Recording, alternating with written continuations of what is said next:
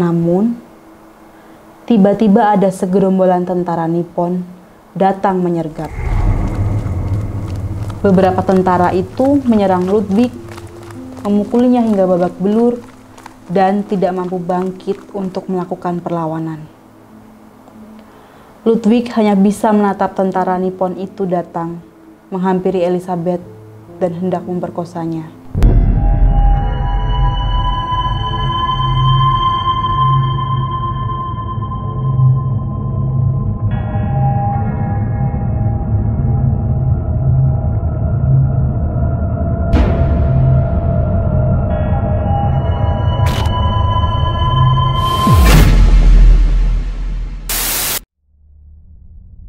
Halo Sobat Javanika dimanapun kalian berada, salam rahayu bagi kita semua. Balik lagi bersama saya Noven, dan kali ini saya akan men-take over konten Konon Katanya.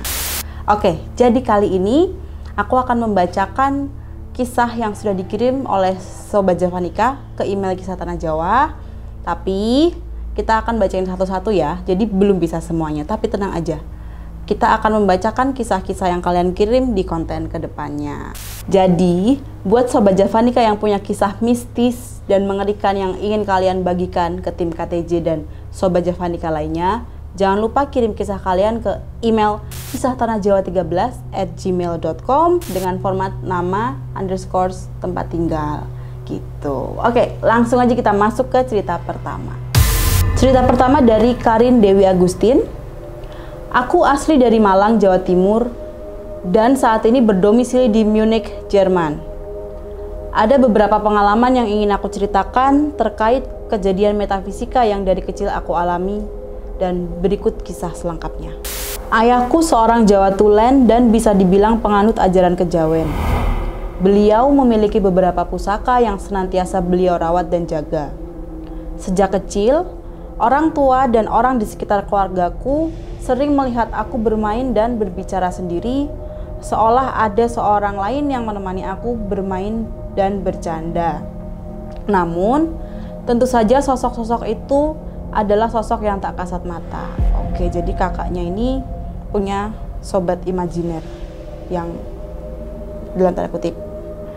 Tapi, semuanya berjalan dengan wajar bagiku hingga memasuki usia sekitar 12 tahunan. Kejadian-kejadian ganjil tersebut mulai bisa aku bedakan, mana yang gaib, mana yang nyata. Oke, jadi sebelumnya ternyata kakaknya ini tidak bisa membedakan ya, yang ini ternyata hantu atau bukan. Malam itu sekitar pukul 10, untuk pertama kalinya aku bisa melihat dengan jelas wujud sosok makhluk gaib yang menyerupai wanita tua dan terlihat lebih seperti nenek-nenek. Sosok tersebut menampakkan wajahnya tepat di wajahku. Sebetulnya, sosok tersebut tidak terlalu menyeramkan, tapi kemunculannya cukup mengejutkan. Karena sosok itu tiba-tiba masuk melalui jendela kamar yang terbuka saat aku sedang sendirian di kamar. Sontak aku menangis dan berlari menuju ayahku yang kebetulan sedang bersama ibu di ruang tamu. Ayahku langsung menenangkan. "Gak usah wedi. Iku ngono Mbah Buyut, pengen sambang neng putune. Mbah Buyut kuwi njaga awakmu ben tansah aman. Gak popo, gak usah wedi." Setelah ayah menyampaikan pesan tersebut, perasaanku jadi lebih tenang. Dan setelahnya, ayah jadi sering menanyakan hal-hal metafisik itu padaku. Seperti waktu kejadian mati lampu di rumah, ayah mengajak aku keluar. Lalu beliau menanyakan apa yang aku lihat di luar sana. Karena kondisi sedang mati listrik, dalam kegelapan itu aku bisa melihat ada sosok white lady yang sedang berdiri di depan gang kecil. Namun, lambat laun semakin masuk ke dalam gang lalu menghilang. Kemudian, aku juga melihat di lapangan dekat rumah, ada beberapa anak kecil berlarian ke sana kemari, selayaknya anak manusia, dan beberapa sosok lain yang nampak di sekitar tempat tinggalku. Anehnya, pada saat itu aku tidak merasa takut atau kaget. Aku malah merasa tenang dan biasa saja, karena ayah beberapa kali menjelaskan bahwa sosok-sosok tersebut tidak akan mengganggu dan mereka memiliki kehidupan sendiri seperti kita manusia. Hanya saja, mereka berbeda dimensi juga waktu. Lalu, ayah menjelaskan bahwa beliau memiliki beberapa sosok yang beliau rawat dan menjaga beliau. Salah satunya adalah sosok perempuan bernama Siti yang mengenakan pakaian normal dan berkerudung. Beliau mengatakan bahwa selalu meminta Siti untuk menjagaku kemanapun aku pergi, bersama sosok perempuan tua yang aku lihat sebelumnya. Oke, jadi kakaknya ini ternyata dijaga sama sosok nenek buyutnya tadi sama Siti yang diperintahkan oleh sang ayah untuk mengikuti kakaknya. Sejak saat itu, aku mulai mengalami banyak pengalaman mistis. Lalu, ada satu kejadian lagi yang sampai saat ini aku tidak paham apa maksud dari kejadian tersebut. Saat itu bulan puasa, aku hendak menunaikan sholat Lailatul Qadar dengan ibu di salah satu masjid dekat rumah. Pada rakaat terakhir, saat melakukan sholat, tiba-tiba aku merasa aku disorot dengan cahaya yang sangat terang dari arah atap. Aku merasa seperti tidak ada orang di sekitar ketika sinar terang cahaya tersebut menyoroti aku. Padahal, malam itu jemaah yang melakukan sholat Lailatul Qadar cukup banyak. Aku hanya bisa mendengarkan suara imam yang memimpin sholat pada waktu itu. Kemudian, cahaya tersebut hilang seiring sholat Lailatul Qadar berakhir. Sepulang dari masjid, aku menanyakan hal tersebut pada ibu, bahwasanya aku disorot cahaya yang terang benderang di dalam masjid sewaktu sholat.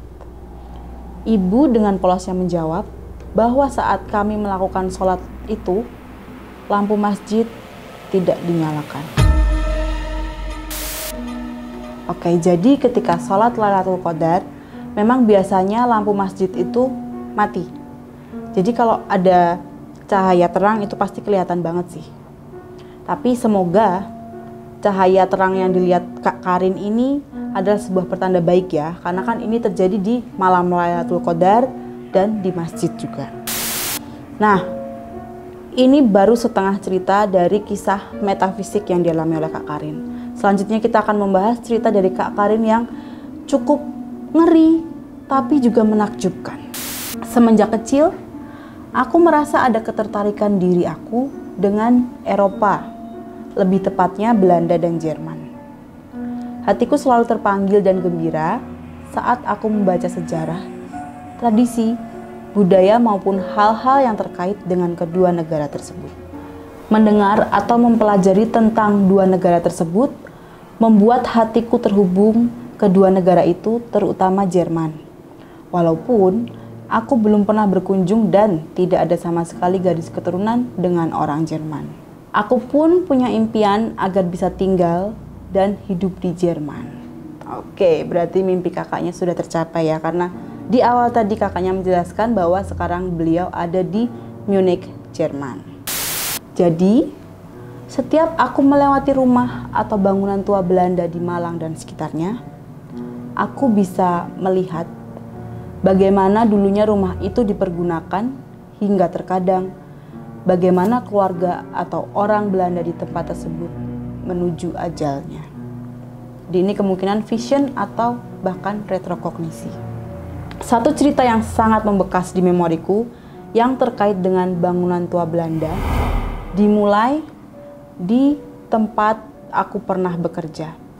Waktu itu, aku bekerja paruh waktu sebagai seorang kasir di sebuah restoran. Restoran ini menempati bekas bangunan tua Belanda. Pada akhir shift malam itu, keadaan restoran sudah mau tutup. Praktis, suasana di sana cukup sepi. Tinggal beberapa karyawan yang sedang beberes dan siap pulang meninggalkan resto.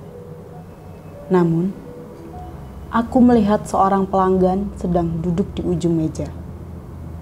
Ia tampak seperti warga asing, mirip orang Eropa atau Belanda. Orang itu berbadan tinggi dan berpakaian rapi. Saat itu, aku langsung menegur teman kerjaku dan berkata, "Itu ada pelanggan baru datang. Kasih tahu kalau kita udah mau tutup."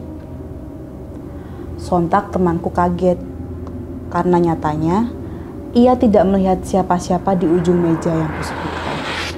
Ia malah ketakutan dengan perkataanku barusan. Dan memang benar, sosok tersebut memanglah sosok yang tak kasat mata. Beberapa saat kemudian, ia menghilang dengan sendirinya. Kemudian, di perjalanan pulang menuju kos, perasaan aneh pun bermunculan. Aku seperti diikuti seseorang, namun anehnya tidak ada siapapun di belakangku.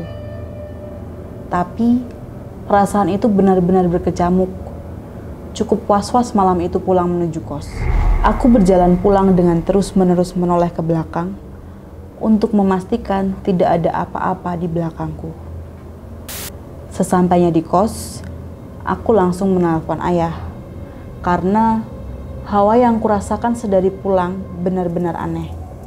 Tidak pernah kualami selama ini. Namun, ayah menyampaikan bahwa sosok yang kutemui di resto tadi bukanlah sosok yang ingin menggangguku. Sedikit lega, akhirnya aku pun memberanikan diri untuk tidur setelah membersihkan diri. Malam itu seperti malam yang sangat panjang bagiku. Aku susah tidur, bisa pun hanya terasa beberapa menit saja, kemudian terbangun lagi. Seperti itu dan terus berulang. Rasa khawatir itu sepertinya belum hilang dengan sempurna. Aku masih dihantui sosok yang kulihat sewaktu di resto. Dan benar saja, di antara kesadaran yang terbatas itu, sosok yang kulihat di resto itu pun muncul tiba-tiba di hadapanku. Di kamar, ia mewujud dengan wajah yang penuh darah, dengan luka di sekujur tubuhnya. Badannya berlubang, seperti tertembus peluru. Serta aku ingat sekali, luka berlubang di dahinya itu di atas mata kanannya. Pakaian yang ia kenakan pun berbeda dengan yang aku lihat di resto. Kali ini, ia mengenakan seragam tentara Belanda tempo dulu.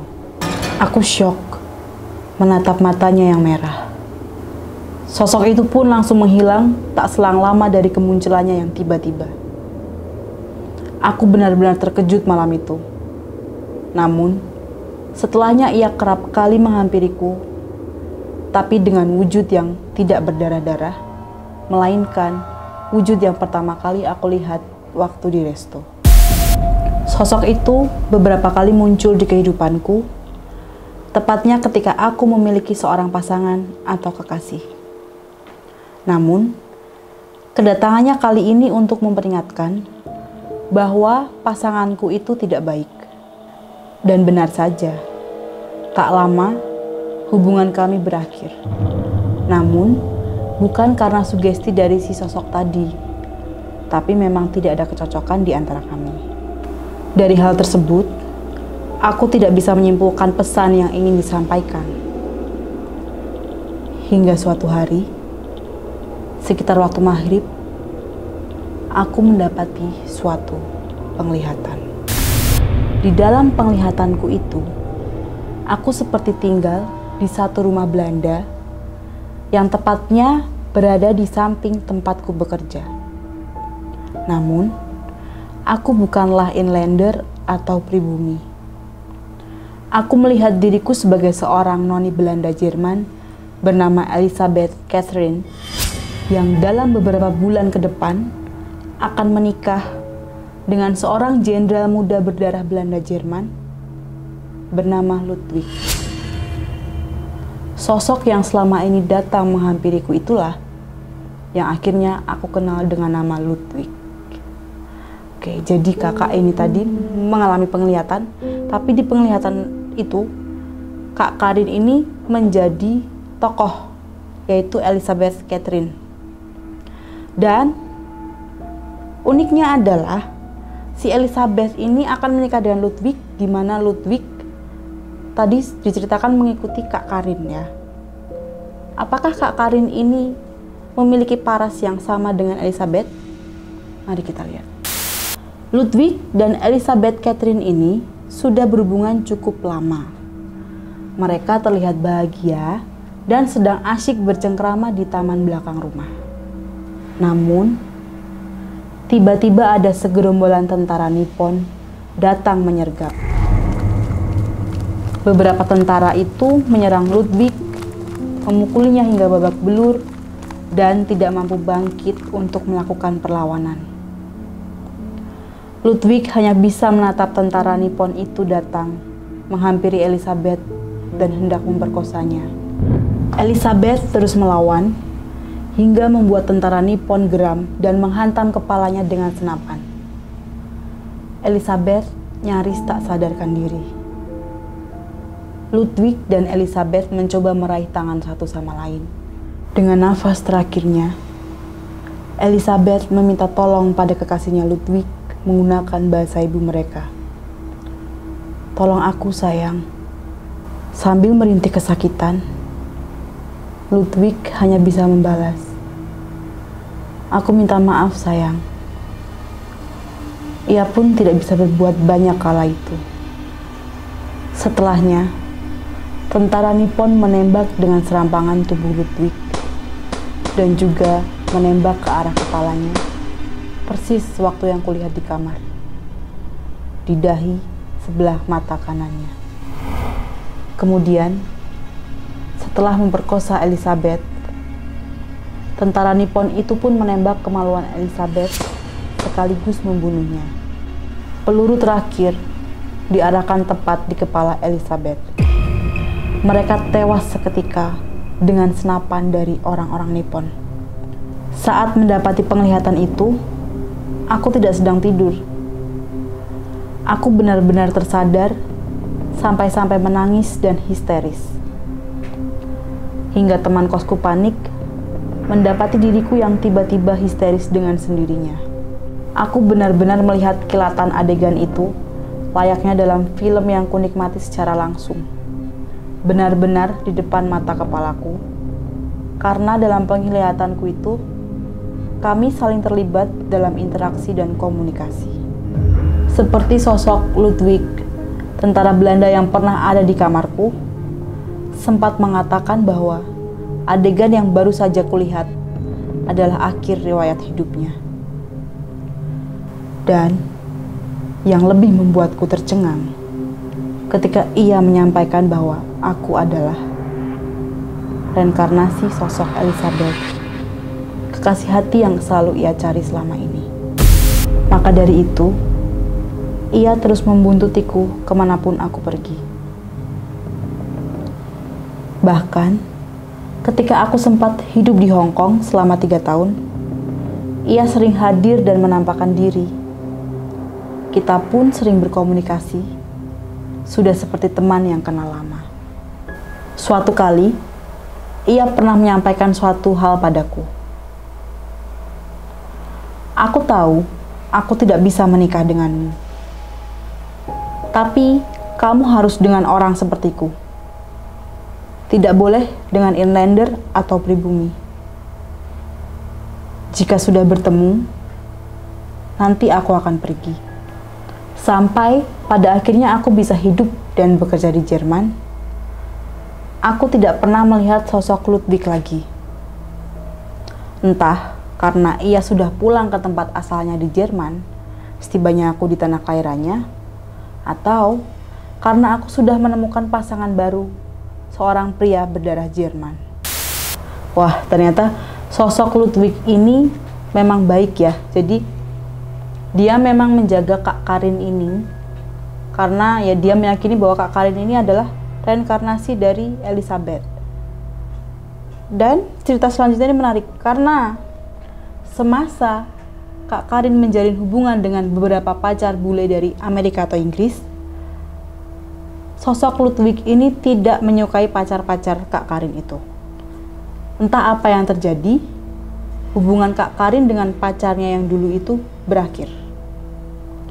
Sampai pada akhirnya Kak Karin bertemu dengan pacarnya yang Jerman tadi. Terakhir kali Ludwig menampakkan diri, ia hanya tersenyum manis dan berkata, "Dia lelaki baik. Dia akan menjagamu seperti aku menjaga kamu dulu." Sejak saat itu, Ludwig tidak pernah menampakkan dirinya. Apakah dia sudah pergi untuk selamanya dariku? Apakah aku sudah tidak bisa bertemu lagi dengannya? Aku hanya merindukannya sampai saat ini. Wah, cerita dari Kak Karin ini bisa kita bilang sebagai kisah asmara dua dunia ya, Sobat Javanika. Karena pada akhirnya pun Kak Karin juga sudah merasa nyaman dan bahkan merindukan Ludwig yang sekarang tidak bisa dia lihat lagi. Semoga Kak Karin dan pasangannya pun sudah berbahagia, begitu juga dengan Ludwig ya. Untuk hari ini kayaknya kita sudahi dulu untuk berceritanya. Buat Sobat Javanika yang sudah mengirimkan email ke Kisah Tanah Jawa, jangan khawatir, kita akan membacakan cerita kalian satu persatu, jadi harap bersabar. Dan buat Sobat Javanika yang belum mengirimkan kisah mistis kalian, bisa dikirim ke email kisahtanahjawa13@gmail.com dengan subjek nama _ tempat tinggal kalian. Oke, terima kasih untuk Kak Karin yang sudah berbagi kisahnya. Terima kasih juga untuk Sobat Javanika yang mendengarkan kisah ini dari awal sampai akhir. Gak lupa juga, terima kasih untuk Gudang Digital yang sudah mensupport syuting kami hari ini. Buat Sobat Javanika yang hobi videografi dan fotografi, jangan lupa untuk mengunjungi Gudang Digital di Jalan Avandi, dekat Pasar Demangan, untuk menemukan piranti videografi dan fotografi yang paling oke. Akhir kata, Mugio tansah pinaringan rahayu, sagung tumati.